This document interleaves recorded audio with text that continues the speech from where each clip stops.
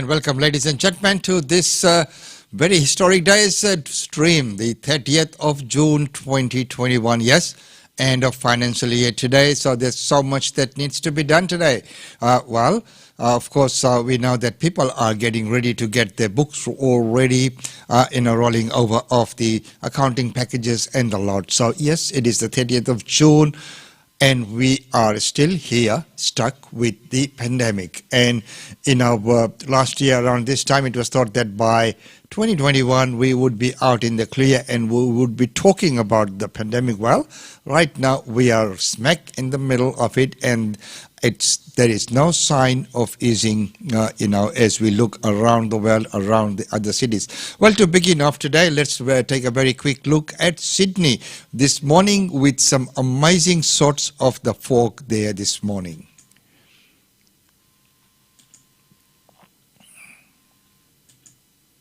Totally engulfed in the fog this morning.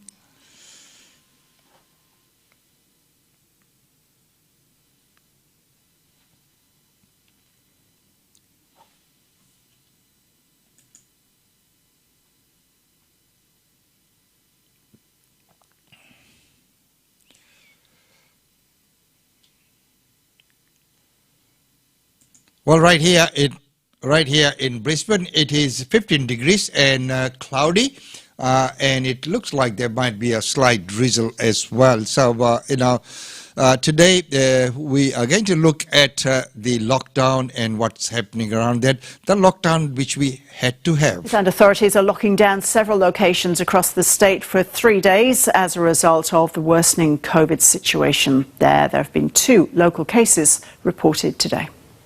The risk is real and we need to act quickly, we need to go hard, we need to go fast.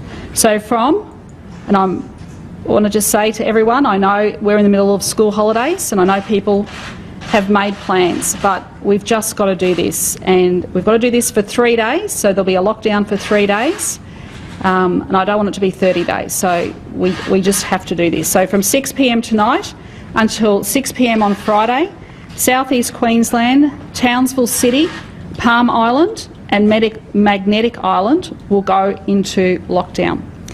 South East Queensland includes all of the 11 local government areas listed yesterday, and one of the prime reasons for that, as advised by Dr Young, is because we have had those flights that have come in to those areas, and plus now with this issue as well. And what we want to do is we want to give our contact tracers time to get on top of this. This is absolutely essential, and we want to make sure that we stop the virus in its tracks. So this is really important that everyone does the right thing. And I know Queensland as well. I know these are tough decisions. We've had 2 extensive meetings this morning about this. We have to take the advice of Dr Young. I have accepted that advice. Okay, so now we'll be setting up fever clinics on Magnetic Island and in Townsville. I urge people in Townsville, especially if you're at the Sunday markets, to get tested, and Dr Young will give you the date of that.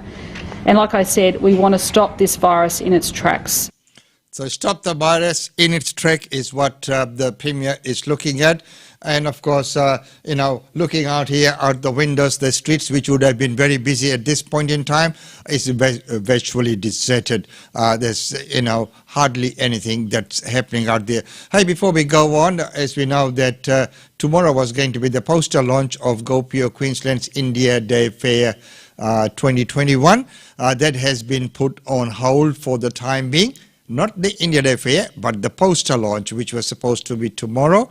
But right now, we'd like to let you know that a new date will be set, and anyone who had registered for the event would have been notified by Eventbrite of the postponement, and we do apologize for that, but it is in the best interest and we need to do the right thing.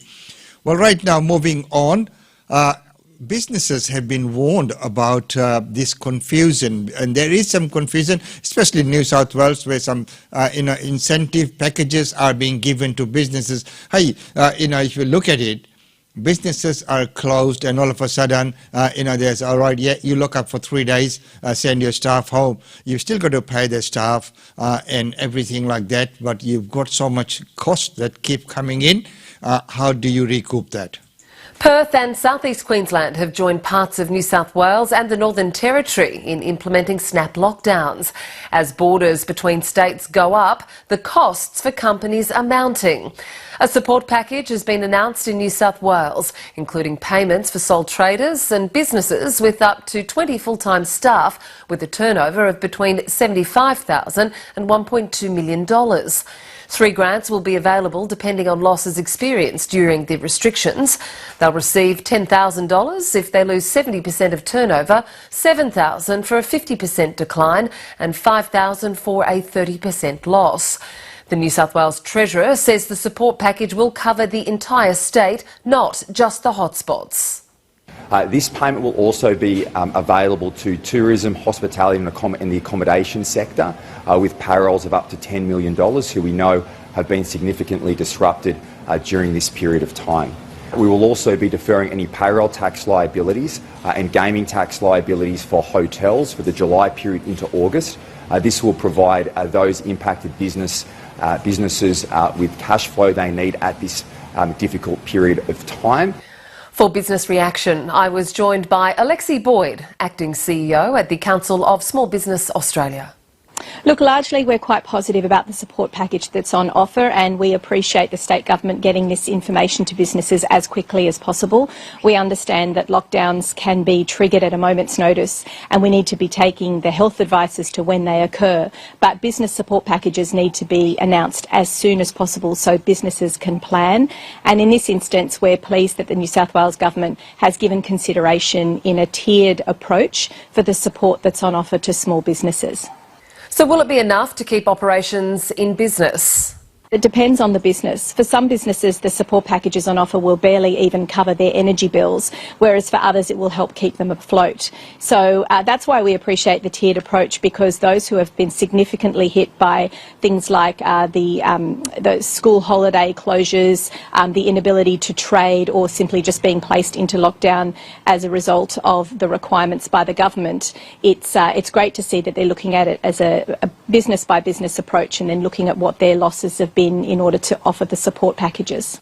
Well, we've seen other regions go into snap lockdowns across the country in the last 24 hours, as well as changes to the borders. How is this impacting business more broadly across the country? We're still experiencing a lot of confusion in the small business community. What our members at COSBOA are telling us is that they're unsure what to expect in terms of support, but even in terms of lockdown. When will a lockdown happen? What is considered an eligible business to receive support? There's a lot of confusion around there. What is an essential business? From one state to the next, it varies, and that's why we've been calling for a national standardised approach here at COSBOA since March 2020.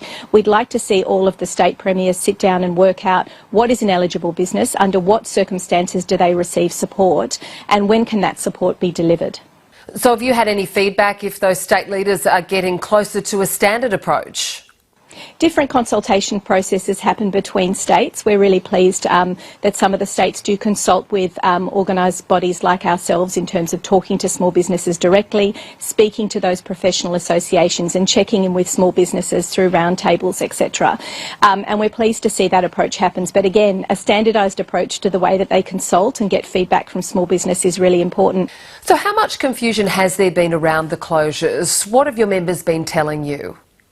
Well, for example, between one lockdown to the next, we've got a situation in the Northern Territory where the Newsagents Association is not entirely sure whether or not their members are considered an essential service, an essential business. And if we had that approach in a national standardised approach to know what is considered an essential business between one area and the next, that would really, really help. So finally, Alexi, what is the impact of these lockdowns on the long-term viability of business?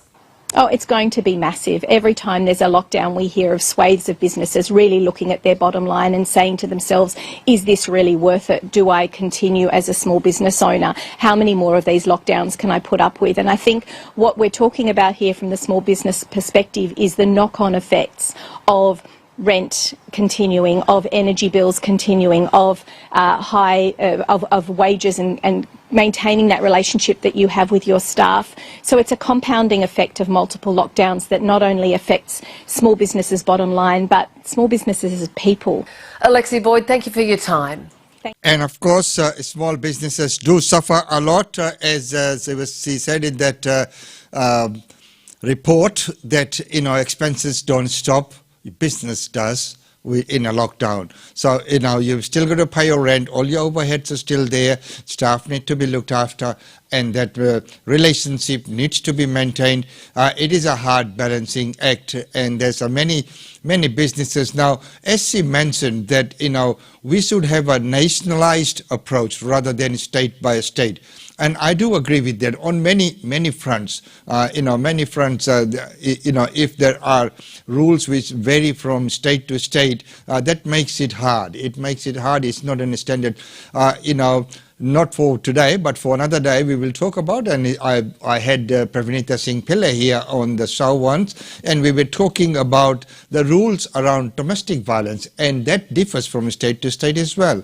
And it should be a standard, uniform rule for the whole of the country. That is my strong belief. And as he mentioned, from the industry point of view as well, if there is a standard approach, which is a national approach, it would always make sense. Well, right now, the advice on AstraZeneca, as we know, there have been so many different things that have been coming out, different age groups. And of course, we were told about, that it's safe to get the second dose of the vaccine who have already got the first dose, and that the blood clot threat is only minimum. But changing that advice, when the advice was changed, what has it done? Has it created some confusion, or has it clarified the situation?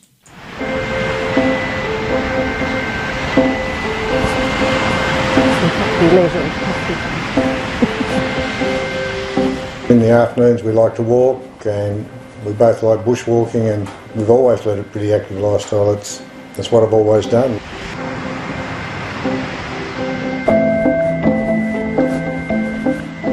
Gary Richardson and his wife Mary enjoy the outdoors, but there are more rest stops on their walks these days. There's a few people around, it's amazing, isn't it? Yeah. Day like that. Gary has spent the past 8 weeks recovering from blood clots in his liver and lung. He developed severe abdominal pain 7 days after his first dose of the AstraZeneca COVID-19 vaccine, one of the very few people who've experienced clotting linked to the jab. The pain was just so bad that I said to Mary, I've got to go to hospital. That was the first I knew about it, because he's stoical and hadn't mentioned it at all. And it took around 5 days, could have been 6, for them to work out that I probably had the blood clots from the AstraZeneca. Gary is one of 64 Australians who've had confirmed or probable thrombosis with thrombocytopenia syndrome, or TTS, likely to be linked to their AstraZeneca vaccine. 2 people have died.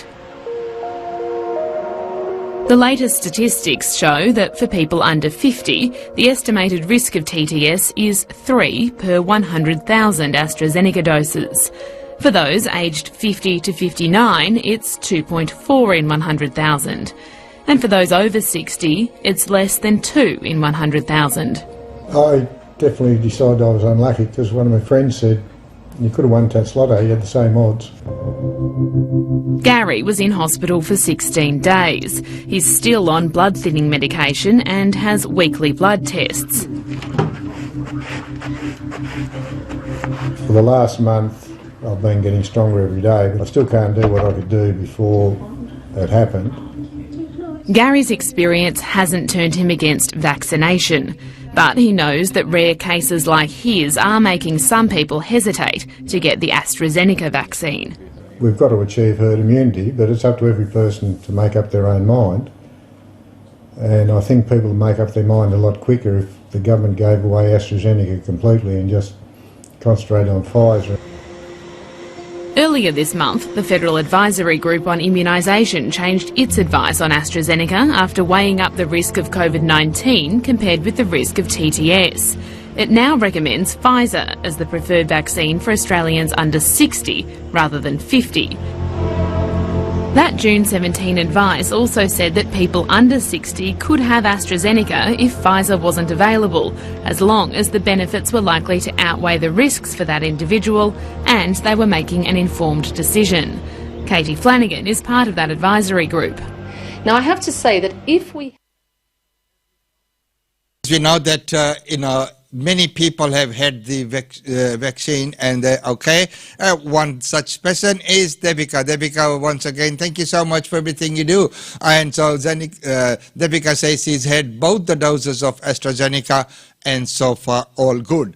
And looking at that case when they were talking about blood thinners, I'm on blood thinners. I've been on a blood thinner for a while. And the problem with that is if you scratch yourself, you start bleeding very easily.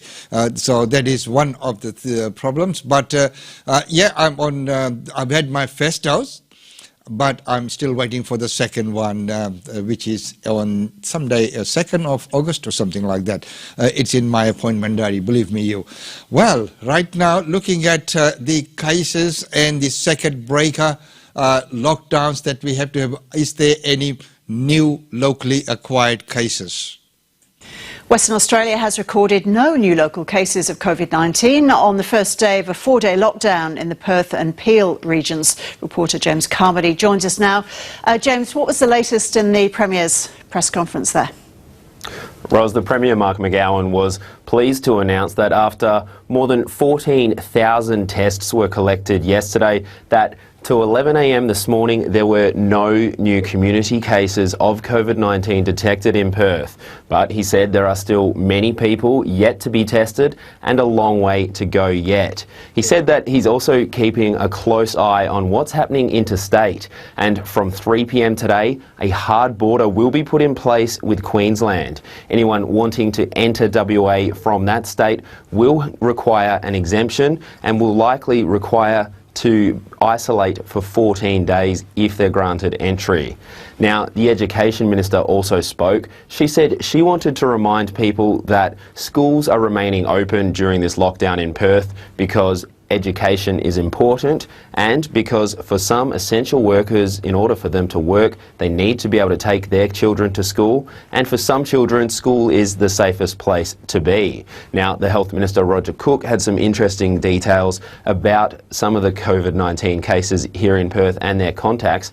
He said that the woman in her 50s who initially brought that Delta strain into Perth after returning from Sydney had received her first shot of the AstraZeneca vaccine 12 weeks ago, but still managed to become infected and infect others. Her husband, on the other hand, had his first shot of the AstraZeneca vaccine 10 weeks ago, and he continues to test negative for the virus. Here's a little of what the Premier Mark McGowan had to say at that media conference. We do not want this deadly virus to linger undetected in the community. We want to be able to quickly and safely lift restrictions and get ourselves back to the quality of life we all enjoy, lifting the burden off businesses and the community. That means the best, most logical option was a quick circuit-breaking lockdown. I acknowledge that lockdowns are disruptive and burdensome for many, and I'd like to say thank you to West Australians for doing the right thing both yesterday and today. Thank you for adhering to the restrictions and wearing your masks. James, how are people feeling about the lockdown there? Ros, what's more pronounced this time than perhaps others is some of the fear that's come with this, and I think that's due to the nature of the Delta strain of COVID-19 and the way it's been described as spreading here in Perth from what's been described as fleeting or minimal contact between this woman who returned from Sydney and a man in his 30s who was dining at the same restaurant as her at a different table in Perth's northern suburbs, and then a woman in her 30s who was at the same gym as this woman but still managed to become infected through minimal contact. And then we're also hearing what we're used to experiencing during these lockdowns, people going through the massive disruption to their lives and businesses. Restaurants and such forced to close or go to takeaway only, talking of the huge financial impact of that and the stresses caused by that. And then also people's lives disrupted by things like people with plans for funerals. The restrictions for those are seeing them limited to only 10 people. So some really tough restrictions for some people. James, thanks. Yes, very tough restrictions, and of course we know that in many parts of the world as well, these restrictions apply. And when it is about attending funerals and other things, people do worry because traditionally people all would like to go and pay their last respects to the person who's passed away. But in this kind of circumstances, people are worried, and what do they do? Do they comply with the social norms, or they comply with the rules and regulations of the land? But I think ultimately the health and well-being of the entire community is at far weight than that of your personal circumstances. You can always send in your condolences and other things. People will understand. This is what I see. Well, right now, let's go to Northern Territory and take a look as 2 new cases have been reported there. The Northern Territory has recorded 2 new cases of COVID-19 today. Both are linked to the Central Australian gold mine, and it brings the mine outbreak total to 9. Nicholas Hines joins us now live. Hi, Nicholas. Can you tell us a bit more about these 2 new cases then? These 2 new cases are the wife and daughter of a worker who tested positive on Sunday. So these 2 people are already in isolation. They're in the Howard Springs Quarantine Centre along with that positive case. So it's not terrible news. There's no other new cases reported today, but these 2 people were out in the community on Saturday, potentially infectious, which means there has been new exposure sites listed today, and it does take the cluster linked to the mine, actually takes it all the way up to 10, Ros. That includes 3 cases on the mine site, including the initial case, 3 interstate cases. There's 1 in regional New South Wales and 2 in Queensland, 1 of which was confirmed today, and then these now 4 cases in the Greater Darwin region. So authorities up here are saying that they're hopeful that the 2 people, the wife and the daughter of the worker who tested positive today, weren't infectious while they were out in the community, but they can't be certain. So Chief Minister Michael Gunner says there are a whole raft of new exposure sites, and there's certainly every chance that there will be more cases to come.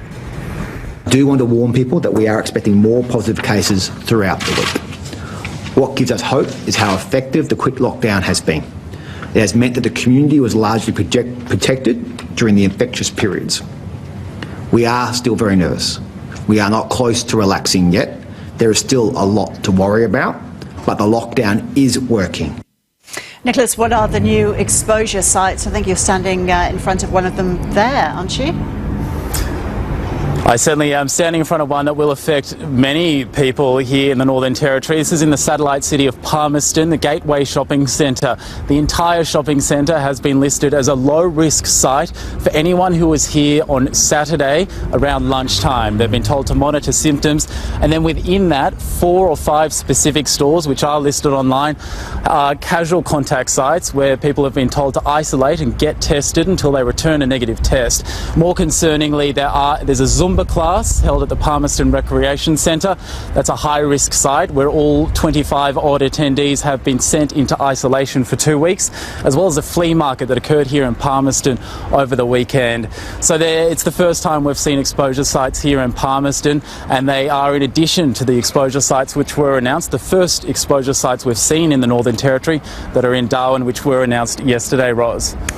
Nicholas, thank you. So there you are, that's Northern Territory. Well, right now we'll take a commercial break, and don't forget that at 10 a.m. we have the real estate update with Usha Chandra of GlobeNet Realty. GlobeNet Realty. GlobeNet Realty has been the longest established, trusted and respected agency in its trade area. Usha Chandra, Director of GlobeNet Realty, provides honest and ethical service to her customers. If you are thinking of investing in Brisbane real estate market, or if you are seeking professional property management, then you should contact Usha Chandra today on landline 3865 4466 or mobile 0419 775 416. And for further updates, log on to our website www.globenetrrealty.com.au. GlobeNet Realty is your own local real estate agency. Situated at Shop 52281 Sandgate Road, Boondall. GlobeNet Realty. Real estate is our world.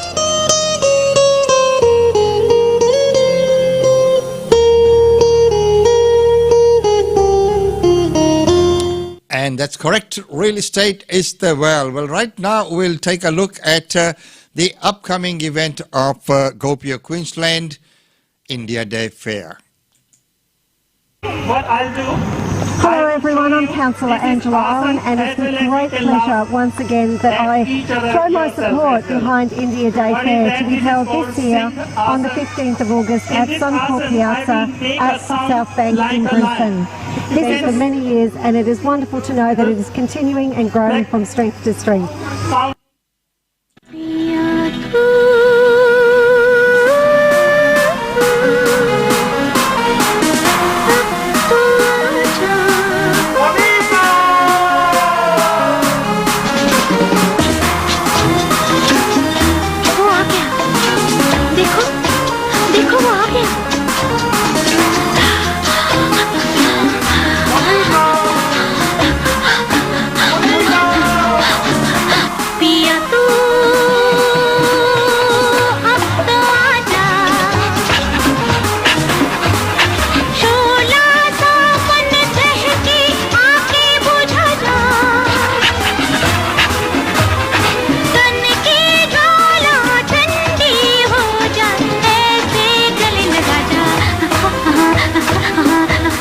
हसीना जुल्फों वाले जाने जहां ढूंढती है काफिर आंखें किसका निशान ओ हसीना जुल्फों वाले जाने जहां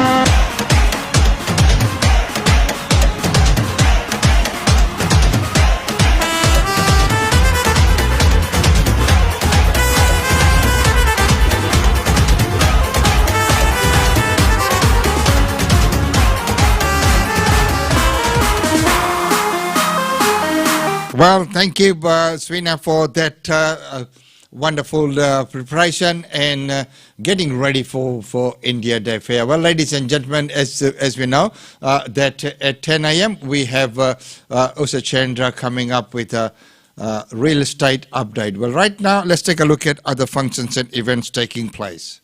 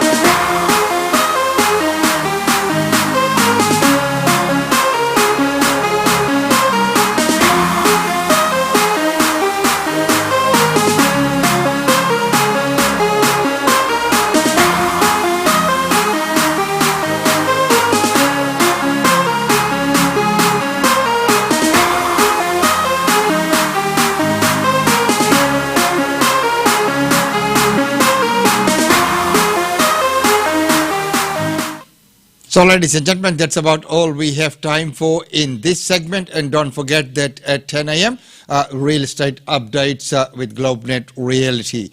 And we might be looking at the new laws around residential tenancies. So that's a subject which everyone's looking at, especially there's new laws which surround the domestic violence and all those kind of things as well. So catch you back at 10. It's been wonderful to have your company as usual. So we'll see you back at 10 o'clock with the real estate updates. Until then, it's goodbye from me.